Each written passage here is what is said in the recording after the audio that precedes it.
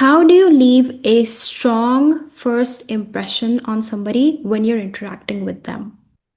Okay, are you two different people in both languages, or are you the same person? I am absolutely complete opposite person in Hindi. I feel like I'm Okay. much more confident in English, if that makes sense. Okay. Okay. Is if you Yeah. and I meet each other, at a cafe or something, and I just start being like, yeah, I'm a communication coach. I help people from all over the world. Let me tell you about this one client in Delhi who was very sad. Yeah. So, how do I say your name? Is it Dylan? Dylan. Okay. So, Dylan, as you are on my channel for the first time, would you mind giving a brief introduction of yourself for the audience, please? Sure. So I am from the United States. I went to university in Texas. Um, After I graduated university, I decided I wanted to work for the CIA. So I needed international experience. Yeah. So I decided to become an English teacher. I went to Argentina to get certified to teach English. Then I went to Russia for 8 months and worked there. Then I went to Morocco. Then Donald Trump got elected, and I didn't want to work for his campaign or for his presidency. So I stayed in Morocco for a few years. Then I moved to Thailand for a year, then back to Morocco, and then now I've settled in Portugal. Yeah. I transitioned from teaching English in classrooms to then teaching English as a private business English coach. I was helping people write pitch decks, prepare for international conferences, that kind of thing. And then last year, I transitioned from being an English teacher to a communication coach. So now I'm working with professionals all over the world, helping them communicate more effectively. Yeah, that's wonderful. So, moving to various countries, why did you choose Portugal? So my mother moved to Portugal about 7 years ago, and I had been away from family for a very long time, and I wanted to be closer to her. And I came to visit her, and the country was amazing, so I decided to stay here. Okay. I have heard, like, I've talked to somebody from Portugal before. Like, she's from the US basically, but she Hmm. moved there and she says that it's so calm and green. And she said that literally nothing happens over here, like, in a Hmm. good way. So, yeah, that's so nice to know. Yeah, no, it's a very calm, lovely country. The people here are super nice. Yeah. It's how to put this. It feels it's a very developed place, and it Mm-hmm. just feels like people are just really focused on like creating a good atmosphere for each other. It's lovely. Yeah. That's great. So actually, I discovered your social media channel, your Instagram account. Hmm. I think it was a few months ago. So your most viral reel on Instagram, I think you talk about how people consciously or subconsciously are always rooting for you. Hmm. Yeah, that just changed my perspective on everything. I am much more calmer now, much less Hmm. anxious just because of that. I've been applying that in my everyday life now, and it just stuck Hmm. with me. And I'm pretty sure it did for a lot of other people that viewed that video. And I think every single video that you post is super Hmm. useful, not just from like an English learner's perspective, but like for life in general. So I Hmm. truly, I just really appreciate that so much. You're very welcome, and I really appreciate that positive feedback. Okay, strange question. Are you two different people in English? You said Hindi, correct? Hindi, Is your native is your mother tongue, is your first language? yes. Okay, are you two different people in both languages, or are you the same person? I am absolutely complete opposite person in Hindi. I feel like I'm Okay. much more confident in English, if that makes sense. Okay. Okay. Yeah. But I don't For know. I mean, I'm only confident in English. So yeah, why do you feel more confident in English? um I have no idea, but I feel like I like my personality in English a lot more Hmm. than Hindi. Sometimes see, I don't know, like if you speak a second language, I feel like saying a few things or like cheesy stuff doesn't sound Hmm. that cheesy if you're talking in your second language compared to your first language, where some Hmm. things might just cringe you out. You might Hmm. find some things too corny the way you say it, if that makes Hmm. sense.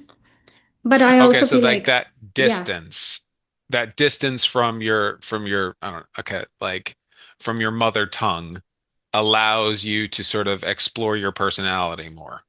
kind of, yes. Yeah, I would say that. Okay, interesting.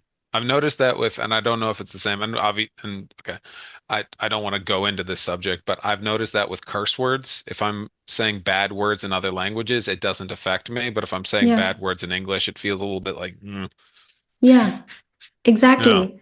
So like I'm Hmm. saying curse words in English quite casually. It Okay. doesn't change anything for me. I find them cool to say actually. I feel like maybe it's Hmm. connecting me to native speakers a bit more. But Hmm. yeah, if I would say curse words in Hindi, I don't even say curse words in Hindi actually. Hmm.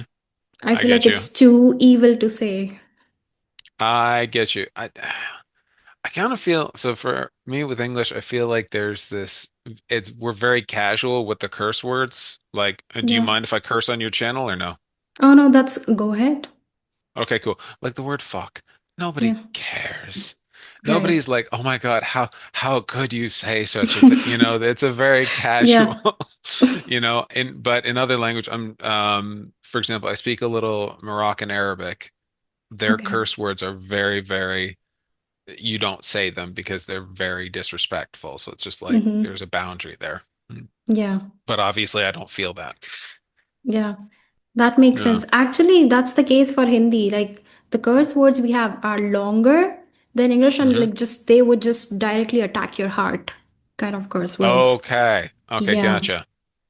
Okay, Mm-hmm. that's a beautiful way to put that. Curse words in Hindi attack your heart. Yeah. That'd be a fantastic short story. Okay, cool. Yeah. Okay. Basic topic for today would be like how to hold conversations in English. Pretty obvious, Hmm. but I would like to ask you, like, about you specifically. I'm really interested. Like, were you always confident when it comes to the communication department, or were there some efforts that you had to put in to reach the level that you have reached now? So I actually have a very strange background with that. I was born with some form of mental issue, which meant that I couldn't understand body language. So for me, Hmm. people smiling, people kind of like frowning, like none of that really made sense to me. Okay. Um, it was quite hard, and I didn't really go to school until I was 15, 16. So I didn't get a lot of the exposure most kids have to social skills. And around the age of 16, 17, I realized there was a problem. I was like, Hmm. there's there's all these connections and these messages Yeah. happening around me that I can sense I'm not part of. It's like if somebody is speaking about you in another language, you can tell they're talking Yeah. about you, but you don't know Yeah. what they're saying. So I realized that I was having issues. So I started reading books about body language. I started reading books about facial expressions. I started becoming a student of how socially adept people interacted. I would practice, I would watch TV shows and I would kind of ask myself, okay, in this situation, how would I handle this situation so that, people wouldn't fight or, excuse me, people like how would I make this situation better? And over time, I got better and better at actually developing my communication skills just because Yeah. I was coming at it from a perspective of most people learn their social skills or their communication skills kind of naturally. Hmm. They don't they don't think, "Oh, I'm learning how to tell jokes or I'm learning how to flirt." They just get better at it over the time through trial and error. Yeah. Coming at it from the outside, I had to learn it in a very mechanical way. It was like, okay, how do you tell a joke? You first have to have the setup, the kind of pause, the punchline, the conclusion, follow-up joke. I had to learn those structures. So because I was so interested in that, I studied communication in university, and then I got to sort of test all of the things I had learned in university and had practiced for myself in a bunch of different countries and cultures being a teacher. So it just kind of given me a very well-rounded perspective on how communication works and like the fundamental rules of good communication. Yeah. I think a lot of people rely on kind of tips and tricks. Like, Mm-hmm. if you're meeting somebody new, say, "Hi, how are you?" Get their name, repeat their name, and then give them a compliment. Like that kind of Yeah. formulaic stuff. I try to learn things that are fundamental about human connection that and Mm. turn those into rules that other people can replicate, or other people like me who struggle to understand normal human connection. I try to give them rules they can follow. Mm. Okay. I don't know if I'm giving you too much info. I'm kind of throwing a lot of stuff at you. No, I'm actually really interested in that. So, wasn't it like overwhelming for you when you first joined school after like 15 years of homeschooling? Oh God. It was very overwhelming. It was very overwhelming. I was I don't know if it was if I was quite good at learning, so Yeah. it wasn't horrible, and I kind of I was an asshole teenager. We were all that person, you Yeah. know? So I was just Yeah. like, oh, I got bad grades. Who cares? I'm gonna be a rock star. So, it Yeah. was like I didn't put that pressure on myself so much, and I'm quite good at kind of school assignments. My brain Mm. is good at absorbing that information. Yeah. So if I was doing badly, I could be like, I don't care, I'm a cool guy. And if I was doing well, it Mm. was like, all right, I'm gonna. Yeah. So it wasn't that difficult. The learning Mm. to socialize was difficult, learning those rules was difficult, but the school part was not terrible. Okay, so over time, have you gotten better at reading people's expressions? I think I'm very, very adept at it now. Okay. Um, but it's a little bit of a mechanical thing. It's, Mm-hmm. let me rephrase that. I am quite good at it now. I'm very good at reading people now. It now feels natural to me or like an extension or just my natural empathy. But instead Mm. of getting there the regular way, I had to read things like, for example, if you're talking to somebody and one side of their lip raises like that, it can signal disgust or disdain towards you or towards the conversation. You don't know. So you have to it's learning those little rules. Okay. Yeah. So, but like, so you didn't naturally, I'm so sorry, but like, I'm really Yeah. interested. So, like, you didn't naturally know that, like, if somebody's smiling, so smile is equal to good. And like, so you didn't know that stuff before. It was, it just it didn't how to put this? It didn't compute to me. Okay. Like I would say something and Hmm. everybody would kind of go, or like my cousins would get mad at me or people would get angry, but I wasn't able to kind of register Right. like if I do this, you can see anger. Yeah. But I mean, imagine if you and I were having a conversation, I would just like you don't know how to interpret that, you know what I mean? Yeah. Yeah. So I didn't understand that kind of correlation, and and it was not something I picked up quickly. Okay. Yeah. Yeah, that's very interesting. Okay. So one comment that I get by a lot of people is Hmm. how do you hold a conversation, because like sometimes it's like, so for me personally, I run a YouTube channel. I have like 30 to 40 minute sessions with people. So there's Hmm. like a person A, and I ask them like, how was a day, and they're like, oh, it was great, I did this, I did that. And so it's like a chain. You can ask follow-up questions, like, Hmm. but then there's a person B and you ask how's a day, and they're like, good, what next, so it becomes kind of Hmm. difficult to have conversation with these kind of people. So how do you keep conversation flowing? So, couple of reactions I have to that. If and this is going to be, kind of depends on a person's style and a person's Yeah. personality. But the first thing is when you're going into a conversation, you can't take full responsibility for a conversation. You can try your best, but if you're asking me a question, I'm just like, I don't know. Yeah, it's cool. I mean, Yeah. there's nothing for you to do. Yeah. You can keep digging, but you shouldn't blame yourself if I'm not giving you anything back. Yeah. The second thing is if, for example, you ask me, you know, how was your day? And I say good, I usually would opt for either making a joke or asking for more information. Hmm. So for me, if you were to say, oh, good, I'd say, wow, I feel like I was there with you the whole time.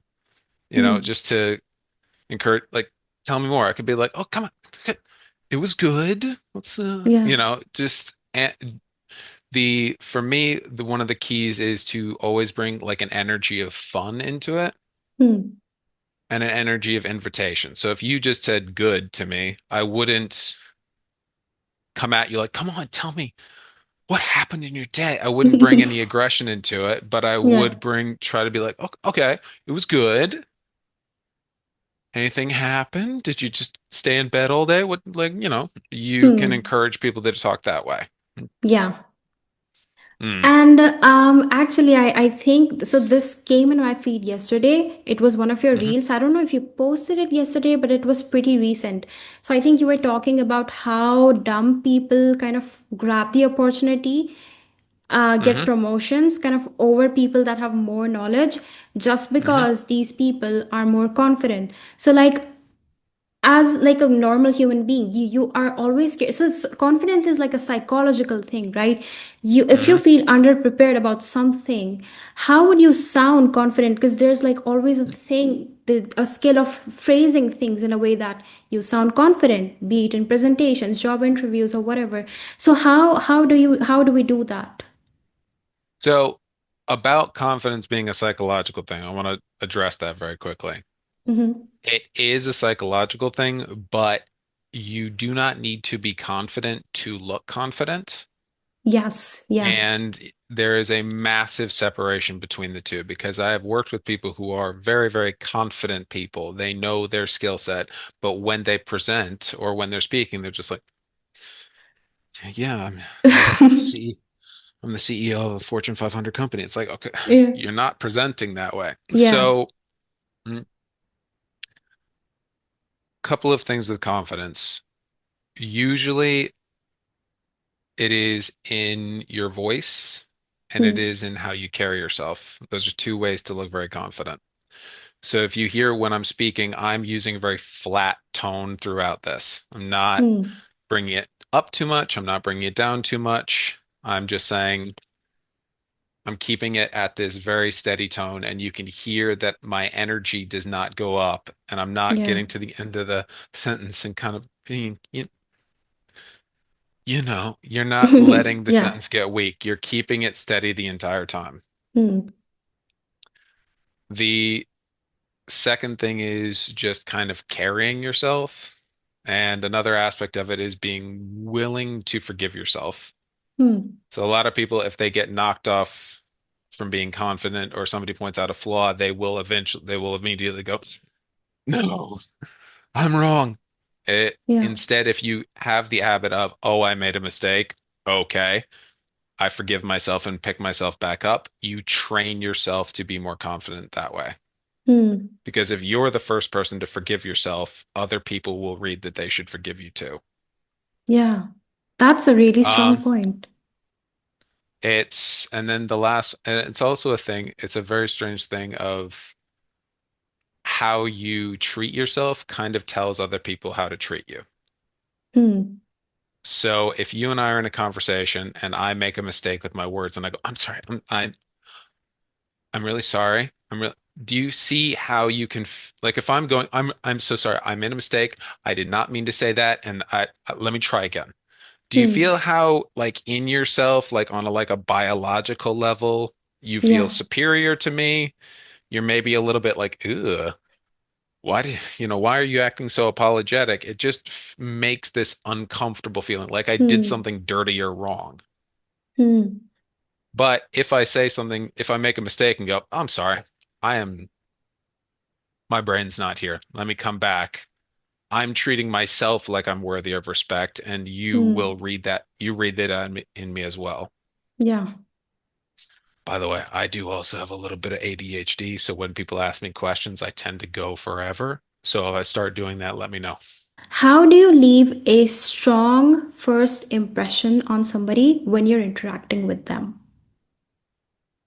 Okay, so I'm actually trying to work on a whole thing on this. Can I go get my whiteboard? Yes. All right, cool. Uh, uh, you can take the teacher out of the classroom. All right, so let me set this up here. You see this? So one of the first things you want to focus on is something called the halo effect. Mm-hmm. By the way, it might be affect instead of effect, but I can never actually tell. I can't. Is it reversed for you? Or is it normal ways? It's normal for me. Okay, Yeah. cool. Basically, when you are creating a first impression, there's a couple of different aspects. There's how Yeah. you're carrying yourself. Hmm. So that means like, are you smiling? Are you extending joy to the other person? Hmm. And one trick that I find that's really good to help me with that is I try to keep a smile on my face the whole time. I Hmm. think about something happy before I'm about to go meet somebody else, like a joke or something. Just something that makes me smile so I'm in that good mood. And then Yeah. third, a really easy way to make a super good first impression is to just have 10% more energy than the conversation than people usually have. Not like a Okay. crazy amount of energy, like, Yeah. hi, but just Yeah.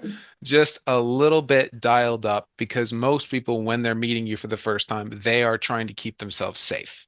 So they'll Hmm. come in with this sort of like, yeah, yeah, my name's Carl. I like golf. It's like, does Carl Hmm. want to be here? We can't tell. But if you come in with, oh my God, oh, hey, nice to meet you. You can Yeah. feel it just is a glow, right? Yeah. So, if you're coming in with a lot of energy, if you're coming in with a positive sort of attitude, the next thing after Hmm. that is you want to focus, if you're making a first impression, you want to keep your focus on keeping your sentences kind of short and Hmm. fast and energetic. Yeah. A lot of times when you meet somebody for the first time, they will come in. A really good way to make a bad first impression is if you and I meet each other, at a cafe or something, and I just start being like, yeah, I'm a communication coach. I help people from all over the world. Let me tell you about this one client in Delhi who was very sad. It's just like Hmm. I'm just talking about myself. And Yeah. even if you were interested, you're just going to go, oh God, this guy's going to go on forever. Hmm. But if you focus when you're first meeting somebody on being delivering value quickly, like in 3 to 5 sentences, those are most of your answers. You're putting in a bit of humor or you're adding Hmm. value. That's a really good way to make a good first impression. Hmm. When you're meeting somebody for the first time, they always ask kind of the same questions. So Yeah. if you kind of make a little plan of 3 to 5 sentence answers for each question, Hmm. it every time you're talking to somebody new, it's an opportunity to A, use your old material, and B, make your first Hmm. impression better. Yeah. For example, when you asked me, what about your background, I start with I wanted to work in the CIA Hmm. because it's unique Yeah. and it immediately grabs attention. But if I'd said something like, well, I became a teacher and then I went to these countries and then I went to these, it doesn't feel as, it's just sort of reporting. But if I go, Hmm. I wanted to work for the CIA, that's all behind me now. It's Yeah. much more attention grabbing. Yes, much more impactful, I would say. Hmm. And I didn't, and I discovered that because of trial and error and thinking, how can I make this question, answer this question in a more interesting way? Yeah, that's wonderful. Yeah. Well, you definitely left a really good first impression on me. Oh, thank you. I've been practicing. Okay, so as a wrap-up question, I would Hmm. like to ask you, so in your 10 years of teaching experience, is Hmm. there anything that you think about often? It could be like something heartwarming that maybe your students did, or something really, really funny. One that I really enjoyed was so Mm-hmm. in Portugal they have a dish called francesinha. Okay. It's a it's a very, very heavy. It is very tasty, but it's a very, very heavy sandwich with like lots of cheese and meat and all that kind of stuff. And when I moved here, it was during COVID, so I couldn't go to Okay. restaurants, I couldn't eat out. Yeah. And all of my clients, I was teaching a bunch of clients in the capital city in Lisbon online, and they were all like, Dylan, you've been here 6 months, you haven't had Francesina. What is wrong with you? It's part of our culture. You have to taste it. And finally, I ordered a Francesina and I had it, and it was too heavy for me. I didn't enjoy it at all. Hmm. I've had other good, in case any Portuguese people watch, I've had other good Francesinas. That was a particularly bad example. So just let me cover, I don't want them coming after me. But um, I had the Francesina. I was like, this is not my cup of tea. And I went back and I told my students, okay, I didn't really like it. And they were like, all 50, 60, 70, however many I was teaching were like, yeah, we don't like it either. It's just for tourists. It's like, you have been pushing me to eat this sandwich for 3 months. Yeah. So that was fun.